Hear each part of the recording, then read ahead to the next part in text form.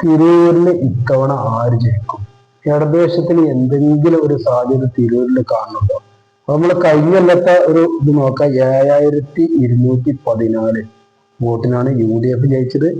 ഇടതിന് അനുകൂലമായിട്ടുള്ള തരംഗമായിരുന്നു. 7214 പറഞ്ഞാല് ഒരു 3700 വോട്ട് മറിഞ്ഞാൽ കഴിഞ്ഞു, അത്ര ഉള്ളു. അപ്പൊ അങ്ങനത്തെ ഒരു സാഹചര്യം ആകുമ്പോൾ ഇടതുപക്ഷത്തിന് എന്തെങ്കിലും ചാൻസ് ഉണ്ടോ?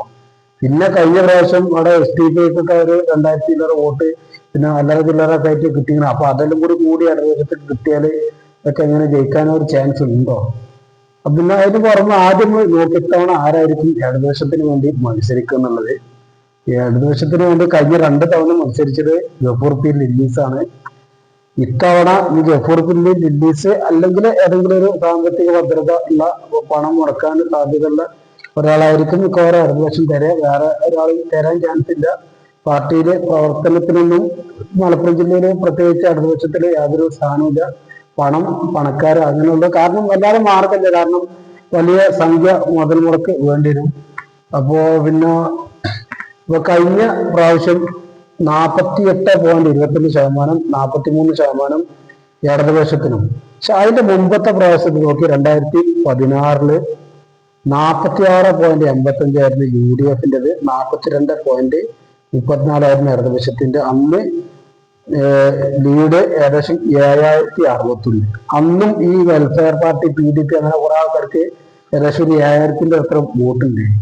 അപ്പൊ അതൊരു ഇടതുപക്ഷത്തിന് വലിയൊരു പ്രതീക്ഷയും കൂടി കിട്ടിയത് ഒന്നും മെനക്കെട്ടാല് ജയിക്കുന്നത്. അങ്ങനെയാണ് ഗഫൂർ പി ലില്ലീസിനെ വീണ്ടും നിർത്തുന്നത്. അദ്ദേഹം നല്ല പണം എന്ന് പറഞ്ഞാൽ അദ്ദേഹത്തിന്റെ അത്യാവശ്യം നല്ല പണം ചെലവഴിച്ചിട്ടുണ്ട്. അങ്ങനെ ശക്തമായ പോരാട്ടം നടത്തി. പക്ഷെ അവിടെ വേറൊരു വിഷയം കേൾക്കുന്നുണ്ട്. എപ്പോഴും ലീഗിലേക്കുള്ള ലീഗിന്റെ ഒരു ഗുണമേന്മ പറഞ്ഞ മറ്റുള്ള ഒരു ശക്തി എത്ര കൂട്ടണ് അതിനനുസരിച്ച് അഗ്രസീവ് ശക്തമായിട്ടുള്ള പ്രവർത്തനം ലീഗ് കാഴ്ചവെക്കുന്നുണ്ട്.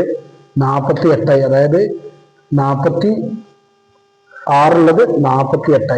ഇവിടെ 42 43 ഇവിടെ അത് 46 48 എന്ന് പറഞ്ഞാൽ മറ്റുള്ളവരെ പ്രവർത്തിക്കണമെന്ന് കണ്ടാല് ലീഗ് അതിശക്തമായിട്ട് പ്രവർത്തിക്കും.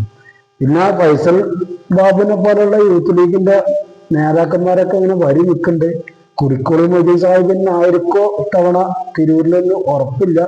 ഏതായാലും അദ്ദേഹം നമുക്കറിയാം നിയമസഭയില് തിരൂരില് മലപ്പുറത്തേക്ക് റെയിൽവേ ആണെന്നൊക്കെ പറഞ്ഞപ്പോ ഒരുപാട് പരിഹാസം നേരിടേണ്ടി വരുന്ന ആളാണ്. പക്ഷെ ഇപ്പോ ഉണ്ടായിരുന്നത് എന്താ വെച്ചാൽ ഈ ശ്രീധരൻ എന്ന് പറഞ്ഞ ഒരു റെയിൽവേയുമായി ബന്ധപ്പെട്ട ഈ ശ്രീധരൻ എല്ലാവർക്കും അറിയാം. അദ്ദേഹത്തിന്റെ ഒരു റെയിൽവേ പ്ലാനിങ് ഉണ്ട്. അതിന് മലപ്പുറം ഉണ്ടാലോ. അപ്പൊ ഈ പരിഹസിക്കപ്പെട്ടവരൊക്കെ ആരായി? കുറുക്കോളൂര് അദ്ദേഹത്തിന്റെ ആവശ്യമൊക്കെ ന്യായമാണ്. പിന്നെ മലപ്പുറം ആയതുകൊണ്ട് എല്ലാവർക്കും അതൊരു പല ആളുകൾക്കും അത് എന്തോ ഒരു വേറെ രൂപത്തിൽ കൊണ്ട് വരാൻ ശ്രമം നടത്തി. അതിന്റെ മുമ്പ് പ്രാവശ്യം C മമ്മൂട്ടി നല്ലൊരു MLA ആയിരുന്നു. പക്ഷെ എല്ലാവർക്കും അവസരം കൊടുക്കാനുള്ളവർക്ക് കുറുക്കോളി മൊയ്തീന് കുട്ടിക്ക് അവസരം കൊടുത്തു. കുറുക്കോളി മൊയ്തീന് അത്യാവശ്യം കുഴപ്പമില്ലാത്തൊരു ജനകീയനായ ഒരു സ്വാധീനനായ ഒരു മനുഷ്യനാണെന്നാണ് പറഞ്ഞു കേൾക്കേണ്ടത്. നമുക്കവിടെ കൃത്യമായിട്ട് അറിയില്ല. അറിഞ്ഞോത്തോളം അങ്ങനെയാണ് പറഞ്ഞേക്കുന്നത്. പക്ഷെ അദ്ദേഹത്തിന് പകരം മറ്റൊരാൾക്ക് ഒരു അവസരം കൊടുക്കാനുള്ളവർക്ക് ഫൈസൽ ബാബു പോലത്തുള്ള യൂത്ത് ലീഗ് നേതാക്കന്മാർക്ക് സീറ്റ് കൊടുക്കാതെ അത്ഭുതപ്പെടാൻ. എന്നാലും കൂട്ടും കേച്ചും എന്റെ ഒക്കെ കാഴ്ചയിൽ കഴിഞ്ഞ പ്രാവശ്യമൊക്കെയാണ് ഇടതുപക്ഷത്തിന്റെ അങ്ങേയറ്റ പ്രവർത്തനം. ആ അങ്ങേയറ്റ പ്രവർത്തനത്തിലും പരാജയപ്പെട്ട സ്ഥിതിക്ക് തിരൂരിൽ ഒരിക്കലും കിട്ടാൻ ചാൻസ് ഇല്ല എന്ന് മാത്രമല്ല ഇപ്പൊ ഇടത് വിരുദ്ധ തരംഗം നടക്കുന്നതുകൊണ്ട് എന്റെ അഭിപ്രായത്തിൽ ഒരു 10,000ന്റെ മുകളിൽ ലീഡ് UDF കിട്ടാനാണ് ചാൻസ്. അപ്പോൾ വീഡിയോ ഇഷ്ടപ്പെട്ട ഷെയർ ചെയ്യുക, ലൈക്ക് ചെയ്യുക.